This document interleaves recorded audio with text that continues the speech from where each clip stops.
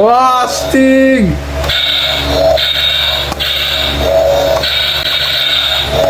Yeah!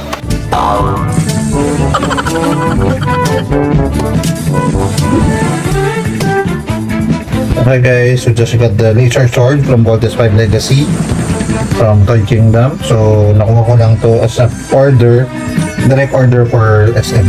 So pinick up ko na lang siya upon order. So for the box, okay naman, sturdy, maganda rin yung artwork. Although feedback ko lang since yung tag kasi ng SM may rules sila kung saan ilalagay yung tag. Natakpan lang ang mukha ni Voltes 5 pero sobrang sulit nito as makikita nyo guys. It's only 599 pesos. So in the future, well, kung magkakaroon ng limited stocks, tataas siguro presyo nito. So I got it by retail. H3 and up, 6 sounds and effects. So may sounds daw, 3 color lights variation. So iba-ibang color daw. We'll see mamaya. Laser sword with lights and sounds. Yun yung title niya. Ang maganda, kung mapapansin nyo, yes, mukhang maliit, pero it's extendable sword blade. Yan.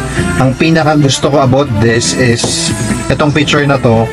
Kung mapapansin nyo guys, it is USB charging cable. So included pa nga yung charging cable. So via USB siya na to charge, you don't need a battery. Para lang umilaw tong laser sword na to. So instruction, saksakan ng USB. Tapos saksak na diretso. Press sound, may button na pinipress.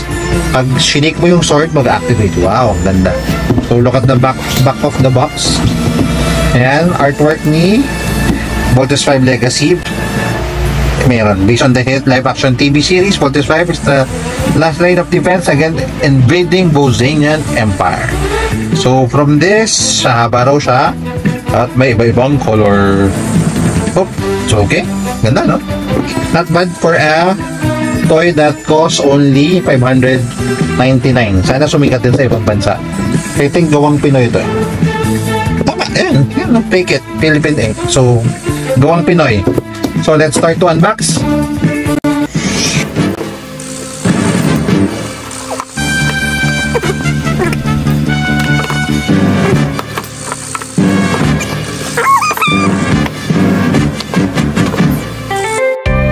So, zoom out ko lang para alam natin kung gaano kahaba. So, for the figure, plastic figure, ganda.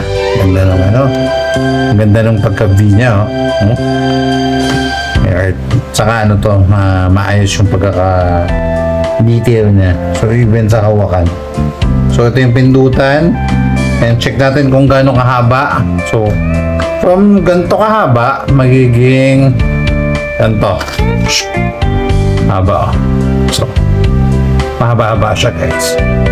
Okay? Ngayon, to on, I think ma-press natin ito. So, wala. Halong compress. Wow!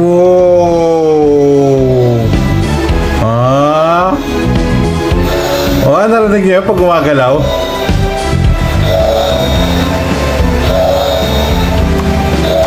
Wow, Stig!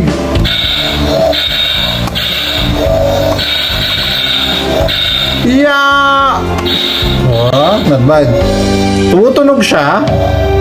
Pero pag tumama ka within ko niya, sword to sword or sa tao, kakaroon ng effect, Stig. Oh? Paano? Ibang color. Oh, Stig ah! May sound. So, blue, yellow, isa pa raw color. Not bad ah. Not bad oh.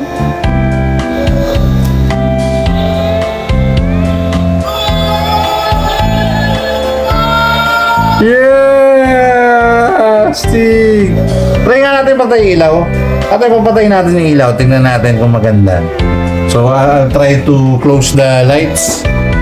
So, yan.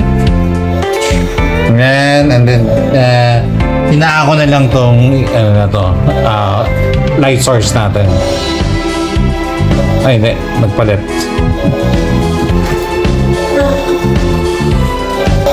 Yan. Wow. Ganda ng blue. Yellow. Parang may apoy, oh. Yeah. Red.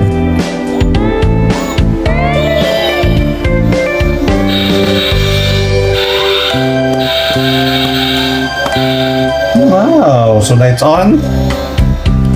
Nice. Ganda, ganda. So, for me, for 600 pesos, locally made, first release, legacy, para sa akin ito yung pinaka nakikita kong sulit.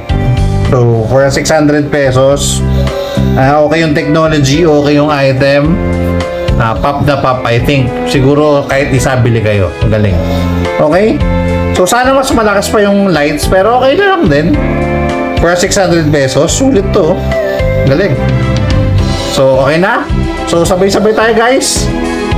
Oh, guys, hanggang sa muli. Sa ulitin, let's bog in!